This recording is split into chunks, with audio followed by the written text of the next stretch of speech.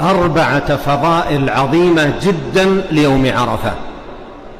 الأولى أن يوم عرفة هو أكثر أيام السنة لله فيه عتقاء من النار، فلله في يوم عرفة عتقاء من النار لا يحصيهم إلا الله.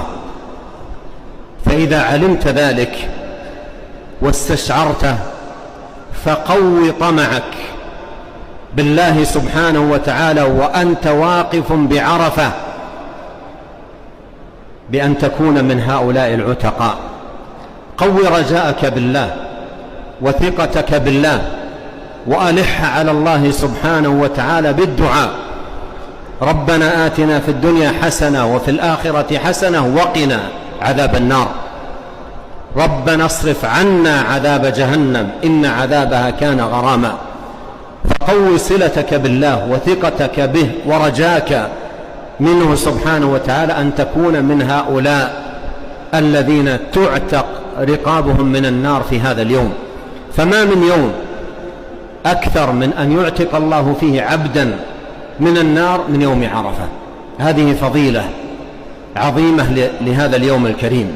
الثانية أن الله سبحانه وتعالى يدنو جل في علاه من عباده عشية عرفة. هذا الدنو الإلهي له شأن عظيم ووقع كبير في قلب المسلم المؤمن العارف بربه سبحانه وتعالى.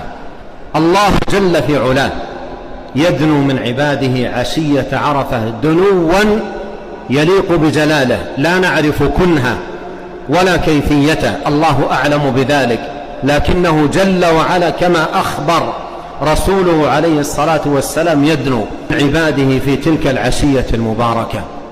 سبحان الله، كم في هذا الدنو من الرحمات، وكم فيه من الخيرات، وكم فيه من البركات، وكم فيه من الدعوات المستجابات، كم وكم.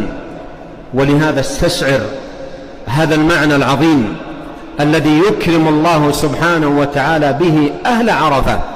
وإياك وأن تكون من الغافلين، إياك أن تكون من الشاردين، بل كن من المقبلين على الله الداعين الذاكرين الملحين على الله سبحانه وتعالى بالدعاء، مستشعرا هذا المعنى العظيم الجليل